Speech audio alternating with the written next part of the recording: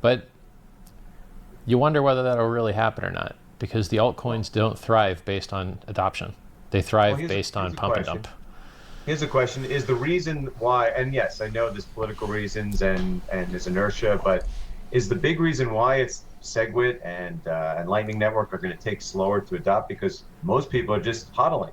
Like, I really don't care about the Lightning Network right now, other than that it strengthens the network and drives adoption. But I'm not going to use it. Is that kind of how you would view it?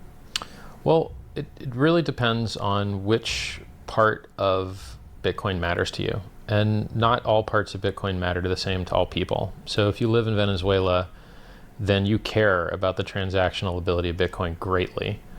If you're a rich guy that's just speculating, you couldn't care less. You don't need to spend these coins. Your bank account works fine. So it Bitcoin really performs different valuable services to different vertical demographics, right? So for you, Lightning Network doesn't matter, but for a person that is using BitPay right now and paying high fees, or for a person that is, on the dark net and doing millions of dollars of transactions, paying lower fees and having faster transactions would be awesome. I mean, really awesome. Because, think about it this way. Right now, if you use, a relatively normal software Bitcoin wallet, it doesn't really tell you that you've got the coins until 6 confirmations has happened. Because waiting 60 minutes for 6 confirms means that the likelihood that your transactions rolled back or orphaned off in a chain split is nearly impossible. But if you don't have to wait 6 transactions, then you can spend your money quicker. It's just the ability to iterate and do things faster is super important. So I think that the Lightning Network is going to add a lot of new use cases and a lot more adoption to the project, which will reduce the percentage of speculative value and increase the percentage of real world utility value. And I think that has great lasting value, and it is not as susceptible to bubble stuff and oscillations. Real world adoption and retail usage is the best long-term and mid-term solution for Bitcoin going to $1 million. Right. And of course, it's a feedback loop. The more people use it, the more people want to use it, and the more people want to get into Bitcoin, either for personal or commerce reasons. So, but yes, it's been slow so far as how many people are using it, but I don't think anyone expected all these things to actually be out. I think, we've seen now the decentralized networks, we've seen the Lightning Network, we've seen the rootstock, they're all out. So it's not like there's any delays. The community works fast. It's just a matter of adoption. Yep. So other projects I think that are doing cool technical stuff. If you think that blockchains are the most secure thing in the world, but have drawbacks like blocks being full, high fees, then there are some technologies that are either federated or use a different consensus mechanism, which are interesting to experiment with. And so there's a class of consensus mechanism called a directed acyclic graph.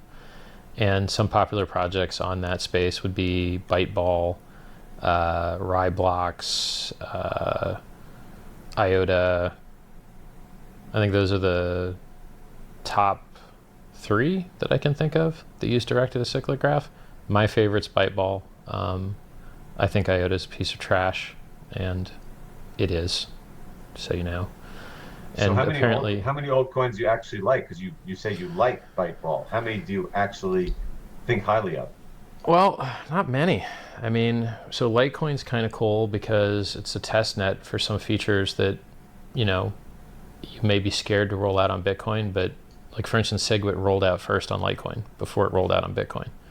That's kind of cool, right? And so that helped Bitcoin get something good done. So I thought that was nice of Litecoin to do that. I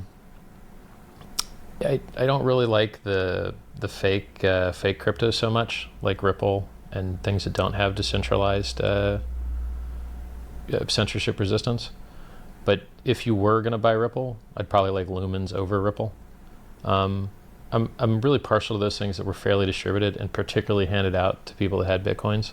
So for instance, you know, Byteball still gets handed out for free to people that have Bitcoins if you tie your address in. And Lumens was just recently, I guess a couple months ago, handed out for free to Bitcoin holders. if they wanted to jump through some hoops and tie their Facebook account to an address, or be on a certain exchange.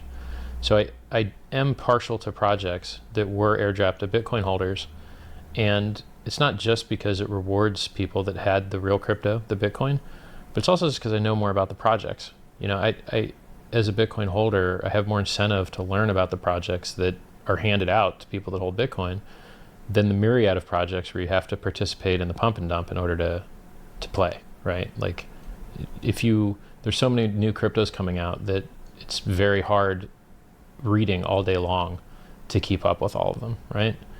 So I like Litecoin. If I had to choose a privacy coin, I'd choose Monero. I don't like the other privacy coins.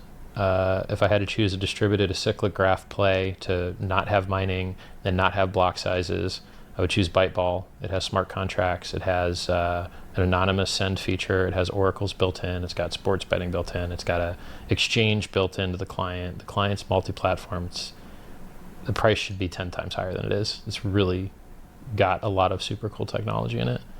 That's about it. Like, I don't really know of any other. So I mean, what could you care about in a coin? You could care about anonymity. You could care about different consensus mechanism. You could care about it being on Coinbase for getting the new noob money. And what exactly, all the digital ledger technology is garbage. All of it, right? Like, if you have a project that is digital ledger technology, you're an idiot, because you could just do that now by putting the hash in the newspaper. You're like, oh, we're going to prove house registrations. Okay, well, hash it and put it in the newspaper. And then that'll go in microfiche in libraries all over the world. And if you wanted to roll back the chain, you'd have to go to every library in the world and change the microfiche. It's just not going to happen. So, like, any project that timestamps things or puts them in the blockchain, hash it and put it in the classifieds of your newspaper. It's the stupidest thing I've ever seen. They're all worth nothing as far as I'm concerned. Well, here's one more technology I definitely want you to comment on, because especially when we see all the FUD about exchanges, they're going to ban exchanges, and if I don't even know if they actually have banned the Chinese exchanges, and I highly doubt they would touch the Korean exchanges, since it's probably the biggest business in the country. But at some point, we all know that if the U.S. government gets angry enough, they're going to ban Coinbase, and that would be a great day for Bitcoin as a project, but probably not a good day for the price. But my bigger question is, I see these decentralized exchanges. I saw Vortex's presentation a few weeks ago on the Bitcoin News with BISC, with altcoin.io, and especially with all the focus on whether governments are going to do anything with exchanges. I mean, how close do you think we are to those becoming ubiquitous, usable by everybody? I just saw an exchange that was based on the Lightning Network. I didn't tweet about it because I haven't, eyeballed them hard enough to know if their project's legit enough, but there is a Lightning Network based exchange which is super, super fast. It's kind of cool. I think there's so much money in exchanges that, some exchanges are making $1 million a day, like net. And there's several of them doing that. Unquestionably, yes. That's good money. If you can make $1 million a day net on a team of like 10 people, that's good money, right? So I think we're going to see a lot more of these crypto to crypto decentralized exchanges. And as awesome as that is, it doesn't help us get more fiat into the system, which is like the end game, right? The end game is that we stop using the accounting system of our overlords that, were born with silver spoons in their mouth and rent seek, and we have to use their money with, dead notables on them. And we want to get out of that system and into this new system, which is peer-to-peer, frictionless, no rent seeking, more secure, and you just hold it and get rich because it keeps going up in value, right? That's so much better than holding the dead notables paper that keeps going down in value every day, or you hold the crypto and it goes up in value every day. It's a better deal. So in order to transition and to make that occur, we really need more fiat onboarding gateways. So the big problem that Coinbase had with launching a surprise launch of a trading pair against their roadmap and against what they had told people publicly, that would not be an issue if there were more onboarding people to reduce the value of that particular entity.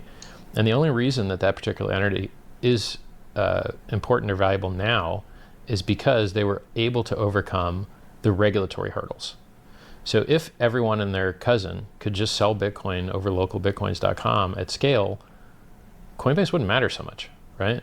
The reason Coinbase matters right now is because the banks have it hard from the regulators, and the regulators have it hard from the Department of Justice. And the Department of Justice just hates a lot of things that are freeing of humans, such as encryption, such as cryptocurrency, such as the right for you to be secure in your own possessions without them eyeballing them, right? The DOJ doesn't like those things so much because it makes their job a little harder. So if we can get more fiat onboarding gateways to make it easier for people to get out of the old bad system and into the new better system, then premiums will come down, premiums will equalize across countries, and we'll have a rapid increase of onboarding. I mean, right now, all the onboarding locations have backlogs on customer service tickets for a month. Well, that's no good. That's not a good experience for anyone.